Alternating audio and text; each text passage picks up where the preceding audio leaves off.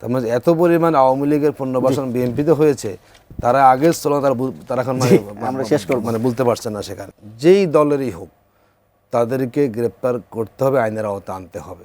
যে কাজটা সরকারের করার কথা না সেই কাজটা সরকার করছে, যেটা করার কথা সেটা করছে না। যদি নির্বাচন আর যদি সবকিছু হয়, ফেব্রুয়ারিতে নির্বাচন যদি হয়, 2-3 মাস সময় আছে হাতে, এমন একটা সময় যদি আবার যদি এই প্রশ্নটাই করি, যা বিএনপির মতো একটা দলের যিনি ভারপ্রাপ্ত চেয়ারম্যান, তিনি যদি দেশে ফিরতে না পারেন এবং সেখানে নিরাপত্তার একটা শঙ্কা থাকে, তাহলে যে একটা সুন্দর সুষ্ঠু নির্বাচনের কথা আমরা বলছি, সেটি করাটা কতটা সম্ভব হবে? আচ্ছা, আমি তার আগে আপনাকে বলি, আসলে কি বাংলাদেশে সুষ্ঠু নির্বাচন হওয়া সম্ভব? তার সিমটম, প্রত্যেকটা জিনিসের কিন্তু একটা সিমটম থাকে।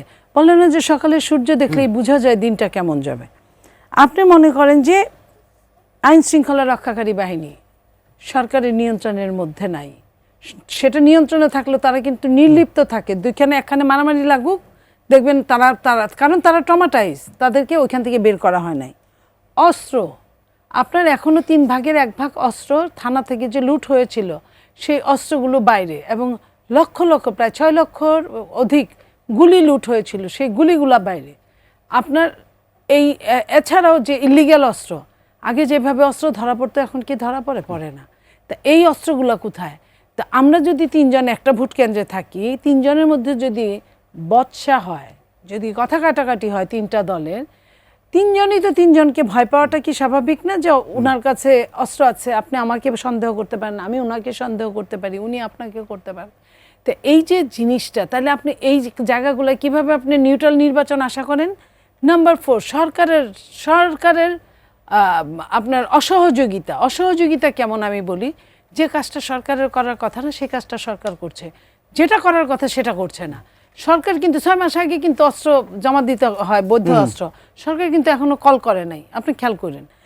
তার মানে কি সরকার কি চায় বাইরে মারামারি আরো বাজুক, আরো কিছু করুক? তারপরে আপনার সরকার ট্রান্সফারগুলো সরকার করতে পারে না, সরকার ওইটাই আগে হাতে নিচ্ছে। সমস্ত ডিসিএসপি ট্রান্সফার করতেছে, ইউনো ট্রান্সফার করতেছে, ওসি ট্রান্সফার করতেছে, এবং সেটা কি জামাত কবে কখন কিভাবে বলছিল যে দরকার পড়লে লটারি হবে, লটারি করতেছে। লটারি কার উপরে করতেছে? কয়জন? আগে 64 জন রেডি করে তারপরে লটারি করতেছে, নাকি ওই বিসিএস এর সবগুলোর মধ্যে যেমন ধরেন এক একটা যে 1, 2, 3 বা 4, 5, 6 এরকম বিসিএস এর ওদের মধ্যে থেকে ডিসিএসপি হবে, এটা তো হিসাবের কথা।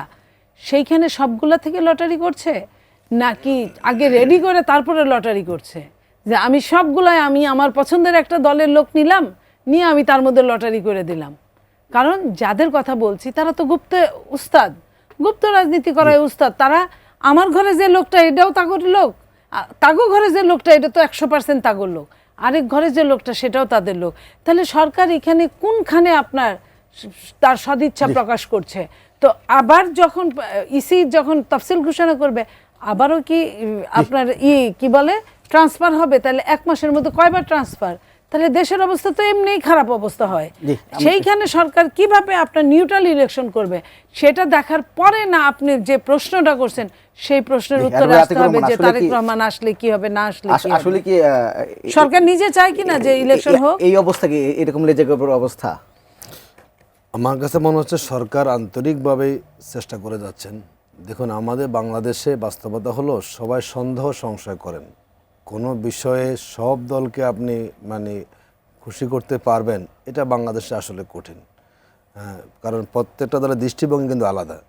আর আমরা বলেছি যে আপনি লটারি করুন যাতে করে কোনো দলের হস্তক্ষেপ সেখানে না থাকে। এটা নিয়ে তো এখন কথা আসছে যে আমাদের মতে বিচিত করা হয়েছে। আমরা সেখানে ডিসির বেশিরভাগই নাকি আপনাদের এরকম কথা আছে। তাহলে তো ভালোই হয়, তাহলে পুরো দেশটা আমাদের হয়ে গেল। এখন তাহলে ক্ষমতা আমরাই আসবো, তাহলে লটারি তো কোনো প্রয়োজন হয় না। যদি সবই আমাদের হয় তো লটারি করলে এখন আমরাই হবো।